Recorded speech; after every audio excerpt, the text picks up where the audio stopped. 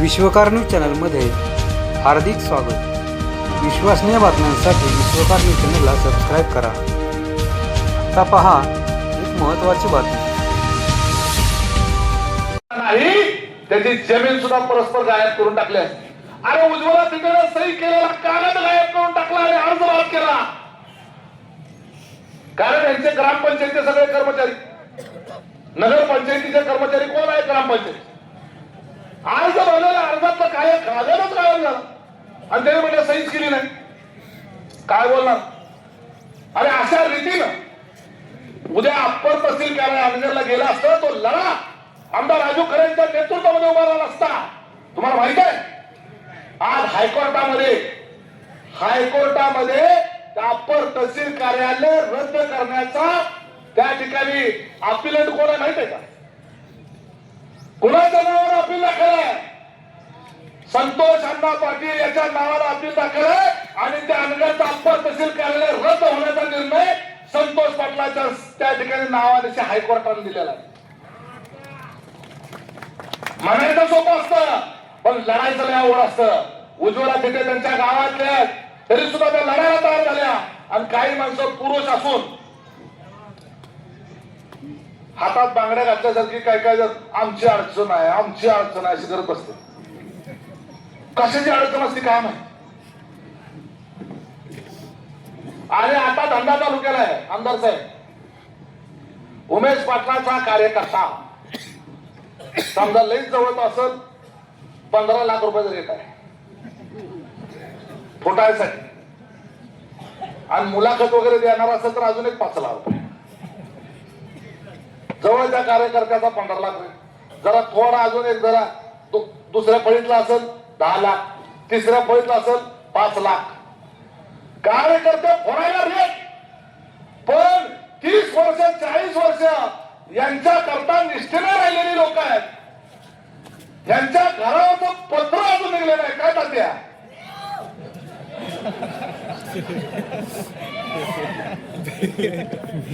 कोणाचं पत्र निघलं नाही? काय काय पाहुणेच निघलं नाही.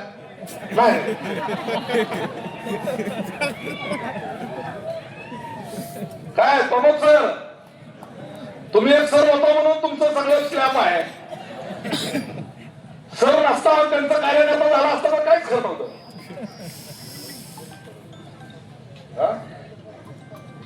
हो ना ते मला माहिती आहे. मी सांगतो हळूहळू टप्प्यात सगळीच आहे. लय जणांचं आहे तिथं द्यायला तर सगळी जमीन इकली. आता राहिलं नाही काय दिलं. आता लोकांच्या कामाला जायची वेळ आली. यांचं राजकारण अजून निष्ठावंतच आहे. मग ह्या निष्ठावंताचा रेट काय घरदार बरं वाटायला लागलं आणि उमेश पाटलाचा कार्यकर्ता झाला 4-5 वर्षातच 20 लाख 15 लाख 5 लाख असं रेट आहे. माझं म्हणणं आहे जर 5 वर्ष उमेश पाटलाबरोबर कायम केलेल्या कार्यकर्त्याचा जर रेट 20 लाख असेल तर 30 वर्षापासून यांच्या बरोबर निष्ठेनं राहणारा रेट काय असला पाहिजे? पहिले त्यांनी त्यांच्या पुढे वसुली मांडली पाहिजे. आम्ही निष्ठावंत राहू परंतु हिशोब करा. 5 वर्षात 20 लाख 30-40 वर्ष आम्ही निष्ठावंत आहे. त्याचा किती हिशोब झाला ते पहिले पैसे टाका. म्हणजे त्यामुळे आता तुम्हाला काय काय जर फुटलेले दिसतील जवळचे पण लक्षात ठेवा ह्या मोहोळ तालुक्याचा 3.5 लाख मतदार आहे. ह्या मतदारसंघाचा 3.5 लाख मतदार सगळे मिळून कार्यकर्ते सगळ्या पक्षाचे गोळा केले. 500च्या वर नसते. 500च्या वर कार्यकर्ते नसतानाच. त्यामुळं तुम्ही कार्यकर्ते फोडताल परंतु या मोहोळ तालुक्याच्या मतदाराच्या मनामध्ये असलेला विचार जो आहे तो विचार तुम्ही तोडू शकत नाही. लक्षात ठेवा कोणीच नाही माझ्यासोबत राहिलं कोणीच नाही आमच्यासोबत राहिलं तर हा तालुका जो आहे हा तालुक्याचा विचार आमच्यासोबत राहणार आहे. हा विश्वास मला या सिद्धेश्वराच्या साक्षी नाही. पैसे नाही अरे काटा मारून पैसे कमवले काय होतं तुमच्यापाशी? अजून दर जाहीर केलं ना सगळ्या जिल्ह्यात सगळ्यांनी दर जाहीर केला. आज केला काय? किती केला? 3,000. बघा 800 कोटी रुपयाचा कर्ज असलेला विठ्ठल कारखाना किती दर आहे? 31 रुपये दर. 500 कोटीचा कर्ज असलेला भीमा कारखाना किती दर आहे? अजून जाहीर नाही. म्हणजे एवढं कर्जबाजारी कारखाना ह्याचा कर्जमुक्त आहे, किमान 4,000 रेट द्यायला पाहिजे. अजून लय काय काय त्या कारखान्याचं प्रॉफिट वर्षाचं किती दाखवलं माहिती का आमदार साहेब? लोकनेते कारखान्याचा वर्षाचा नफा 1 कोटी रुपये, फक्त 1 कोटी. आणि लोकनेतेचे डायरेक्टर म्हणून जो पगार घेतला जातो, बाप सुना लेख हे सगळे म्हणून जेवढा पगार घेतात तो पगार आहे 5 कोटी. आणि जेवढे लोक ऊस घालतात लोकनेतेला, त्या सभासद शेतकऱ्याला सगळ्यात मिळून डिव्हिडंड किती रुपयाचा आहे? 20,000 रुपयाचा. 20,000 रुपयाचा डिव्हिडंड. मला सांगा 10,000 शेतकऱ्यांनी ऊस घातला, सगळ्यात मिळून 20,000 रुपये, म्हणजे प्रत्येक शेतकऱ्याच्या वाट्याला आलं 2 पैसे. आणि त्याच कारखान्यातून अधिकरण पाटील वर्षाला 65 लाख रुपयाचा पगार घेतो. आणि काळामध्ये पाटील 50 कोटीच्या चेअरमन हाऊस मध्ये राहतो. बाकीचे जे पगार सांगत नाही आपल्या घरातल्या आया बहिणीची नावं घेऊ नये आपण. परंतु आमच्या ऊस घालणाऱ्या शेतकऱ्याची किंमत फक्त 2 पैसे.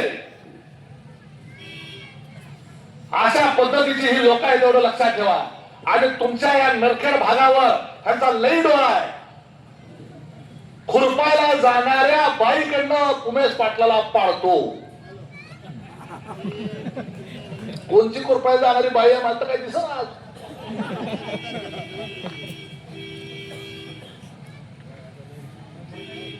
जी दिसते ती खुरपायला जाणारी वाटत ना. अरे काय, अरे तुम्ही उमेदवार सोबत फिरताय सध्या. माझ्यामध्ये हिंमत आहे. आज अण्णाला त्या ठिकाणी आपण जर सगळ्यांनी मान्यता दिली, अण्णाला नरखेड गटातून आपल्याला उभा करता येईल तुमची मान्यता असेल तर. उमेश पाटलांना आज 5 वर्ष झालं मी फक्त काम करतोय, तुम्ही 50 वर्ष काम करताय. 5 वर्षानंतर मी चॅलेंज दिलं होतं, मी माझा नरखेड भाग सोडतो, तुम्ही तुमचा अनुभव सोडा आणि तालुक्यात जिथं कुठं उभं असेल तिथं माझ्या विरोधात चढून दाखवा.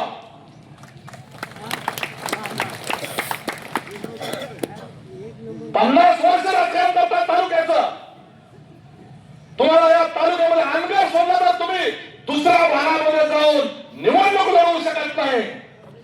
5 वर्षाच्या काळामध्ये या उमेश पाटलाने या मोहोळ तालुक्यातल्या घराघरात कुटुंबामध्ये प्रत्येक माणसाच्या मनामध्ये ते स्थान निर्माण केलेलं आहे. त्याच्या जीवावर, त्या मतदाराच्या जीवावर माझ्याकडे कारखाना नाही, बँक नाही, शाळा नाही, शिक्षण संस्था नाही, पतसंस्था नाही, तुमची मार्केट कमिटी नाही, कुठली सोसायटी नाही, माझ्याकडे कुठलाही त्या ठिकाणी रेडीमेड कामगार नाही, हाताखाली माणसं नाही, माझ्याकडे तुमच्या एवढा पैसा देखील नाही. तरी सुद्धा या सर्वसामान्य मतदाराच्या जोरावर आज त्या ठिकाणी कुरूमध्ये जाऊन त्या ठिकाणी निवडणूक लढवण्याच्या करता तुम्हाला चॅलेंज केलं. आज तर काही चॅलेंज स्वीकारलं नाही. हा पठ्या तुमच्या नरखेडकरांच्या जीवावर ते चॅलेंज देऊ शकला, एवढं लक्षात ठेवा. तुम्ही माझ्या पाठीशी आहे, माझा भाग माझ्या पाठीशी आहे. त्यामुळं आज आपल्या नरखेडकरांची जबाबदारी आहे. इथं या ठिकाणी अण्णाला त्या ठिकाणी आपण जर तुमच्या मान्यतेनं जर उद्या उमेदवारी दिली, अण्णा उमेदवार नाही, उमेश पाटील उमेदवार आहे, एवढं फक्त समजायचं आहे. तुमचा उमेदवार जे आहे, एक लक्षात ठेवा, या अंगणकर नालायकांना इथं घुसू द्यायचं नसेल, आपल्या भागाचा जर हाल करायचे नसतील, कसल्याही परिस्थितीमध्ये आम्ही दोघं खंबीर आहे. त्या मोहोळ तालुक्यामध्ये अण्णा उद्याच्याला निवडून आला, मी तिकडनं करून भागातला निवडून आल्यानंतर बघूया पिशाब कुणाचा उद्याच्याला. आमचं राजकारण बघा आणि तुमचं राजकारण बघा. हे नरखेडची 2 पाठवले जे आहेत, अरे या राक्षसाला संपवायला एकटा पुरणार नाही मी. तुमची साथ तर लागणारच आहे. त्यामुळं त्या रावणाला 10 तोंडी रावणाला मारायसाठी राम लक्ष्मण दोन्ही लागतात, लक्षात ठेवा. त्यामुळं तुम्ही दिलेल्या ताकदीच्या जोरावर या तालुक्याचं जिल्ह्याचं राजकारण करतोय. अण्णाला पुढे आणा, त्याच्या पाठीशी बोला. लक्षात ठेवा, करण्याची वेळ दिलेली नाहीये. आज आमच्या आया बहिणीच्या संदर्भामध्ये कोणी आमच्यावर बोट दाखवू शकत नाही. कुणाचा 1 रुपया खाल्याचा आमच्यावर कुठला डाग नाही. कुठलाही ठेकेदार असू द्या, कुठलाही माणूस असू द्या, आज एवढा निधी आणला. कुठल्याही कार्यकर्त्याकडनं 5 रुपये 2 रुपयाच्या चहाची सुद्धा अपेक्षा ठेवली नाही. त्यामुळं तुम्ही एका सगळे आमदार आपल्या सोबत आहेत. आमदार राजाभाऊ खरे बसू द्या आओ बसू द्या. तुमच्याच कृपेनं मिळते त्याला सगळं. आम्हा